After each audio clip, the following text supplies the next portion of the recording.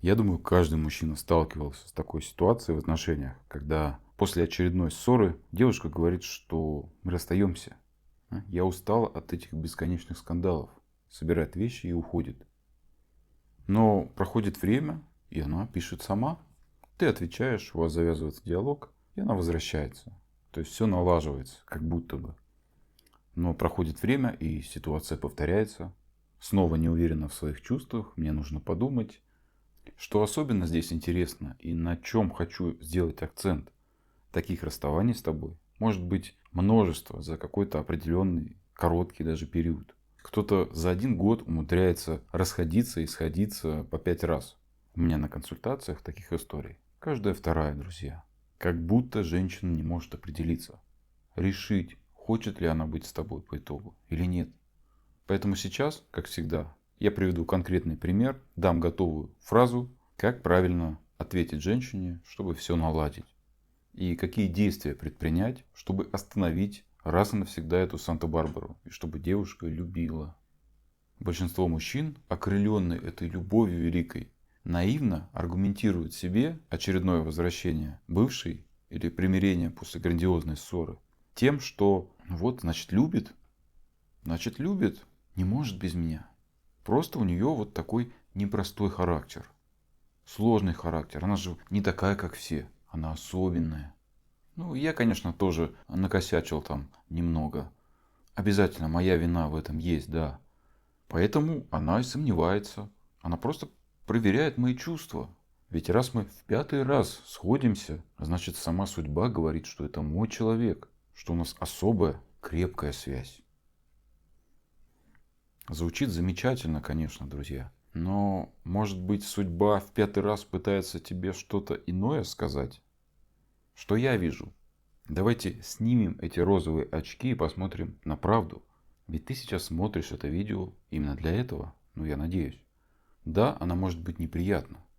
Ведь гораздо уютнее находиться в этом вот сказочном мирке, который ты себе построил. Ты сомневаешься, когда ты хочешь в туалет? Нет. По-моему, во всем мире нет более уверенного в себе человека, которому надо. Ты сомневаешься, когда ты голоден? Нет. Ты абсолютно уверен, что хочешь съесть этот бутерброд с колбасой прямо сейчас. Ты сомневаешься, когда хочешь спать? Снова нет. Ты не сидишь и не размышляешь, а хочу ли я спать или все-таки нет. Ты не сомневаешься в этом. Ты просто идешь и ложишься в кровать. К чему я веду? Вот эти вот женские сомнения. А вот я люблю, то не люблю. А вот я не хочу быть с ним, а потом возвращается. Что служит мотивацией вот этой ее неопределенности? А служит, друзья, не какая-то великая любовь или волшебная сказочная судьба, а всего лишь желание утолить свою скуку. Вот такая прозаичная причина вырисовывается у нас. У тебя может возникнуть вопрос, в смысле скучно? А почему? Я же все делаю, я стараюсь. Мы вон и на море летаем каждый год, и в ресторан там вывожу иногда, цветочки дарю по праздникам. Не обижаю ни в коем случае, во всем поддерживаю. Почему скучно-то? А это не тот вопрос. Какой правильный вопрос ты должен себе задать? А ты уверен, что девушке именно это и надо? Ну так, на минуточку. В современных реалиях, по статистике, более 90% женщин сегодня ищут от отношений исключительно драмы и эмоций. И это правда. Моя практика это подтверждает в том числе. Ты и здесь можешь спросить и сказать, что ну как же, вот она же была уверена, хотела отношений, хотела семью, мы строили планы. Что значит скучно? Как это слово вообще применимо к нормальным, гармоничным отношениям, хорошим отношениям?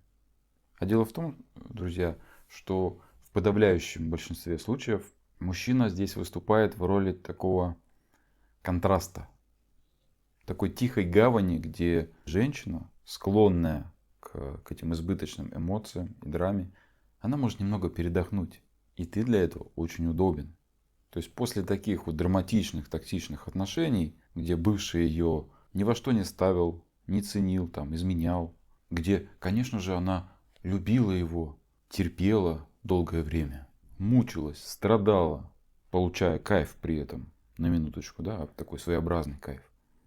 Либо просто прыгала по отношениям с одного мужчины на другого, искала идеального принца. И тут происходит такое перенасыщение. То есть она просто наелась этими эмоциями. Ей хочется отдохнуть. Психике нужно отдохнуть. И поэтому женщина решает, так скажем, остепениться. Она думает, ну все, хватит. Все, вот я нагулялась, значит, настрадалась. Все, хочу теперь вот найду хорошего парня. И, значит, вот создам семью, и будет все хорошо. И что интересно, друзья, она действительно так думает. Она в это верит. Она не врет себе. Но не учитывает один нюанс, что саму суть свою она не поменяла. Переосмысления какого-то не произошло. Ну, это все равно, что кормить льва вегетарианскими продуктами. Или водорослями какими-то. Или мясом из сои. В надежде, что он станет каким-то добрым, покладистым.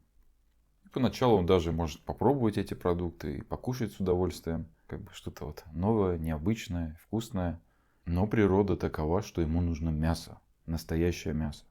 Да, ему нужна добыча. И рано или поздно он сорвется.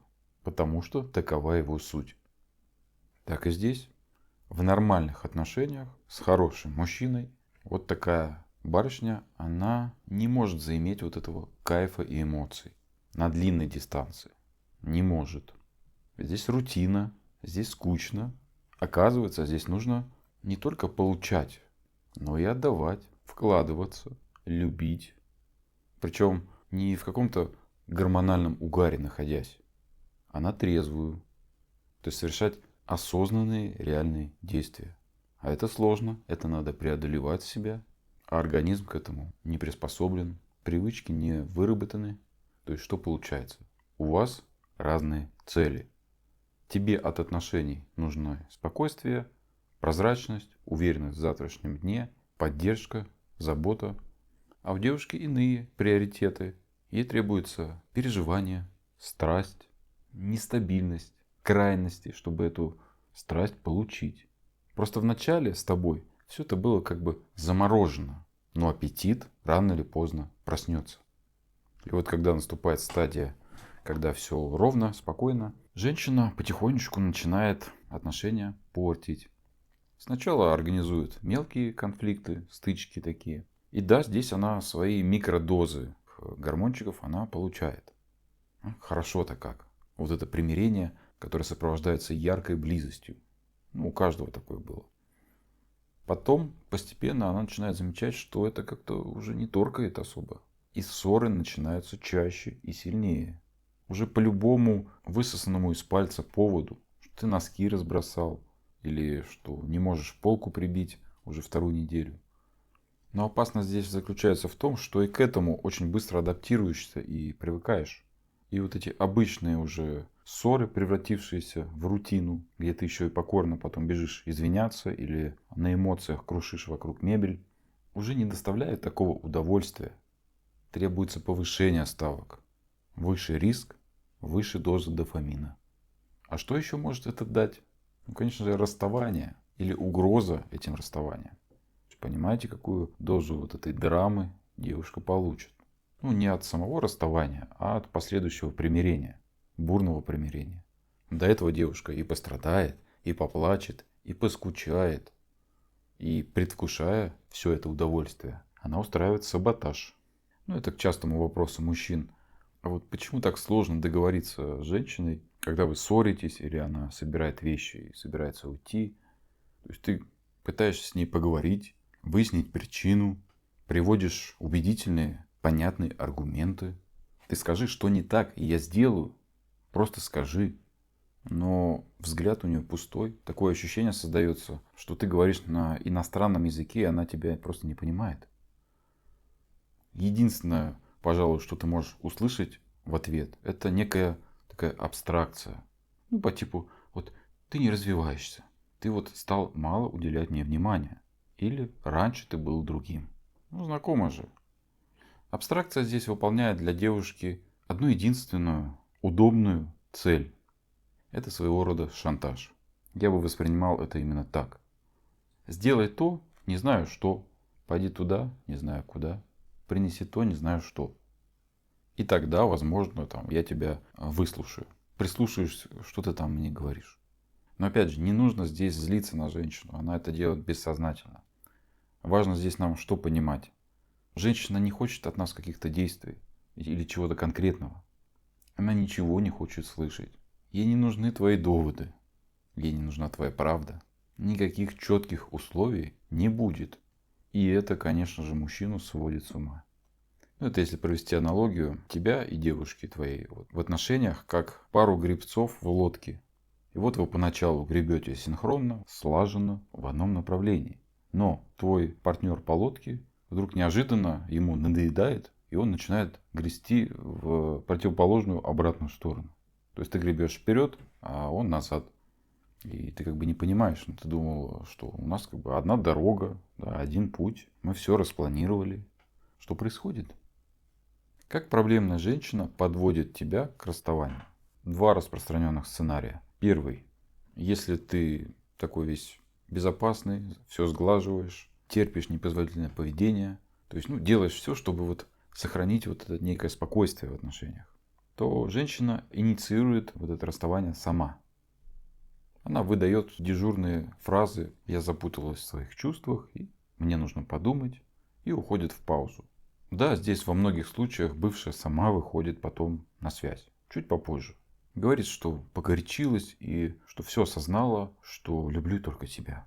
Вот это первый сценарий. И второй, если тобой просто манипулировать, она создаст такое напряжение в отношениях, накрутит тебя так, что ты сам психанешь, на эмоциях наорешь и скажешь громкие слова, что все, с меня хватит, мы расстаемся.